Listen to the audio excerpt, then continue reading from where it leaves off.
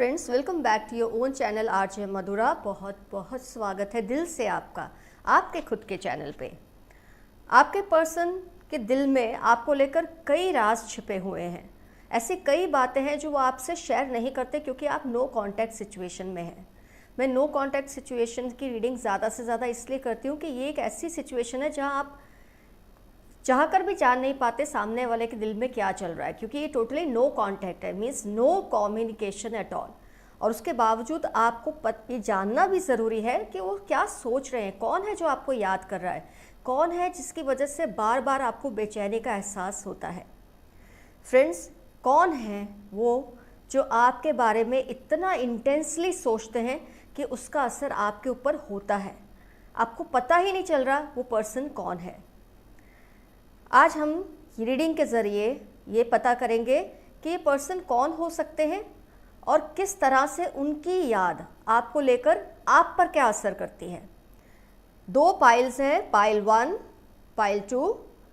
Pile 1 में letters A, D, G, R, J, M, U, P, S, V, Y, Z है। आपको अपने नाम का पहला अक्षर चुनना है। और पाइल 2 जो सिलेक्ट करेंगे उसमें लेटर्स हैं B, X, C, E, Q, F, H, T, I, K, L, N, W, O। ये है पाइल 2। तो आपको वो पाइल सिलेक्ट करनी है जिसमें आपके नाम का पहला अक्षर है। क्वेश्चन है, कौन है वो इंसान जो आपके बारे में इतना सोच रहा है कि उसका असर आपके ऊपर होने लगा है, लेकिन आपको पता ही नहीं वो कौन है। आपने अपनी फाइल सिलेक्ट कर ली। मैं स्टार्टिंग में स्क्रीनशॉट भी लगा दूंगी ताकि आप फिर से एक बार तसल्ली से देख सके। आइए स्टार्ट करते हैं रीडिंग। फाइल 1।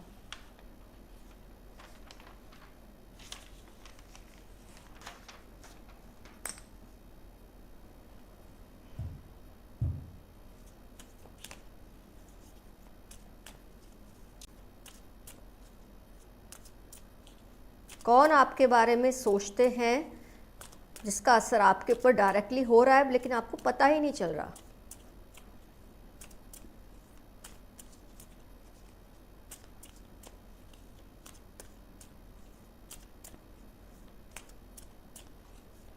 और डेफिनेटली पर्सन नो कांटेक्ट में ही होंगे, क्योंकि जो कांटेक्ट में होगा वो तो आपसे ये सब डिस्कस करेंगे ही कि वो आपको याद करते हैं नहीं करते हैं, जो भी बात है।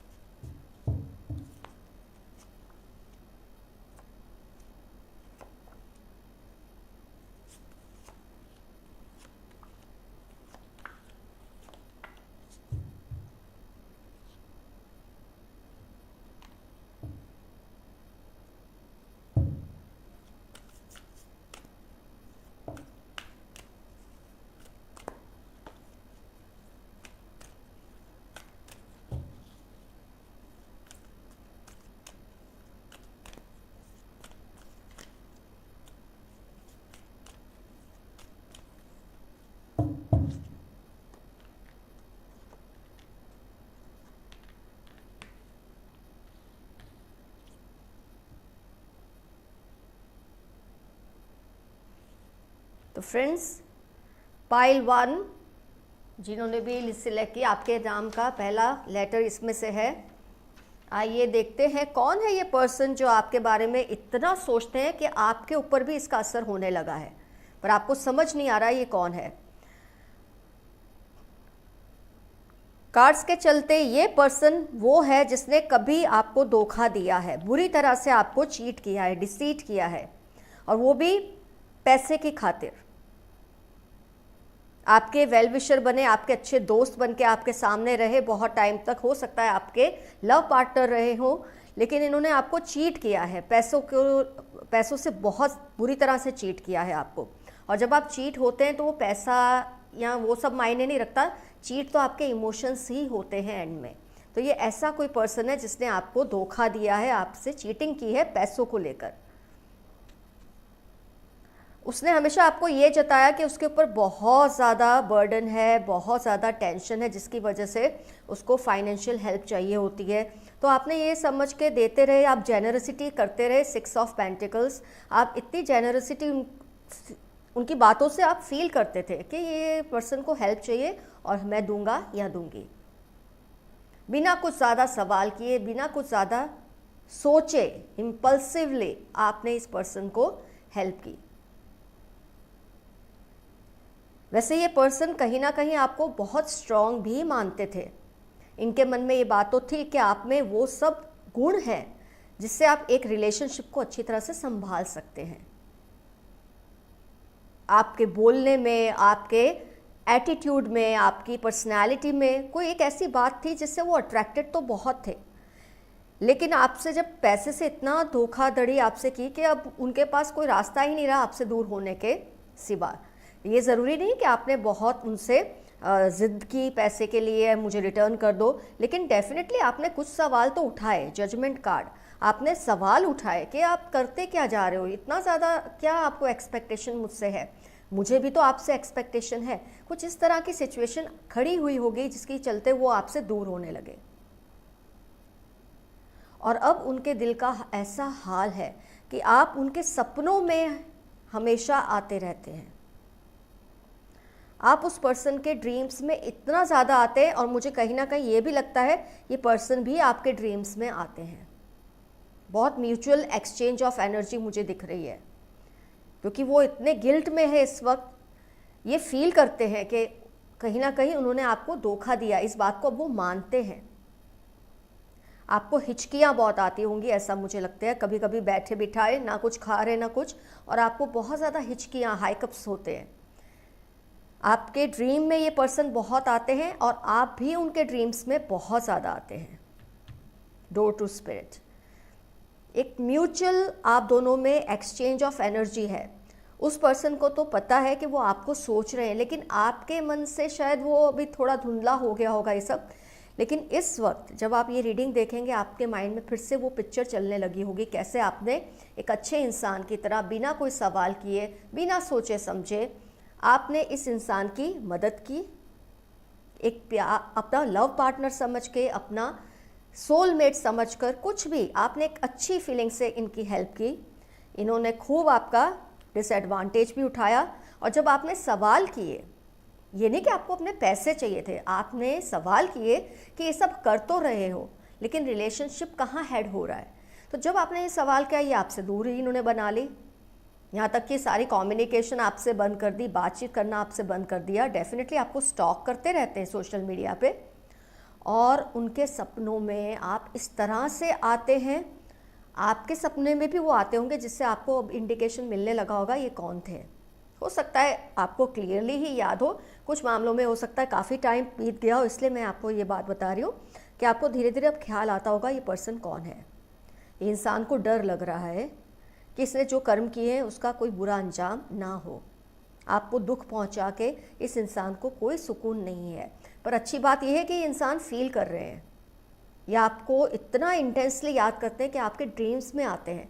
आपको कभी कभी ये लगता होगा ये क्यों अचानक से आ गया मेरे ड्रीम में, मैंने तो इसके बारे में कुछ ज़्यादा सोचा ही नहीं है इस वक्त। पर वो आपसे माफ़ी मांग रहे हैं, वो आपसे चाहते हैं कि आप उन्हें, मैंने आपको पहले भी बताया, आप वैसे माफ़ कर दें, आप नहीं माफ़ करें, इससे कुदरत के न्याय पे कोई फ़र्क नहीं पड़ने वाला, ज़्यादा फ़र्क तो नहीं पड़ने वाला। बस इससे आपका दिल हल्का होता है और सामने वाले का दिल हल्का होता है। जो उसकी किस्मत में सज़ा लिखी है वो तो खैर उसको मिलनी ही है। पर अच्छी बात यह है कि इंसान को एहसास हो रहा है कि इसने आपके साथ कुछ गलत किया है, और ये वो इंसान है जो आपके बारे में सोचते हैं। और इसका असर ये होता है कि आपको बहुत कभी कभी बैठे बिठाए हिचकियाँ आना, आपके सपनों में उनका आना, जिसकी वजह से आप उठकर बैठ जाते हैं। तो ये सब चीज़ें आप कहीं ना कहीं, ये उनसे आपका कम्युनिकेशन सब कॉन्शियस लेवल पे चल रहा है। एक इंटेंस कम्युनिकेशन वो आपसे कर रहे हैं, क्योंकि नो कांटेक्ट है, आपसे डायरेक्टली कुछ कह नहीं सकते। तो आपको अपनी फीलिंग्स और इमोशंस के ज़रिए ये मैसेज पहुंचाने की कोशिश कर रहे हैं ये पर्सन। तो पाइल 1 आपका रीडिंग हुआ कंप्लीट। बहुत फेयर आइडिया आपको आ चुका है कौन पर्सन है, क्यों आपको अनईजीनेस फील होती है, क्योंकि ये आपको इस तरह से याद करते हैं। उन्होंने जो कुछ आपके साथ पास्ट में किया था उसका पश्चाताप उनको होने लगा है, हो रहा है। तो let's start with pile 2 now. अब टर्न है पाइल 2 की। स्क्रीनशॉट मैंने लगा दिया है, वैसे आप फिर भी एक बार देख लें। जिनका नाम, आपका नाम इनमें से शुरू होता है, पहला अक्षर ये लेटर्स में से है, पाइल 2। आइए स्टार्ट करते हैं आपकी रीडिंग। क्वेश्चन आप ऑलरेडी जानते हैं, कौन है वो बंदा या बंदी जो आपको दीवानों की तरह याद कर रहे हैं, लेकिन आपको कहना भी नहीं चाहते कि वो ऐसा कर रहे हैं, लेकिन आपको इसका एहसास हो रहा है क्योंकि यू आर एम्पैथिक।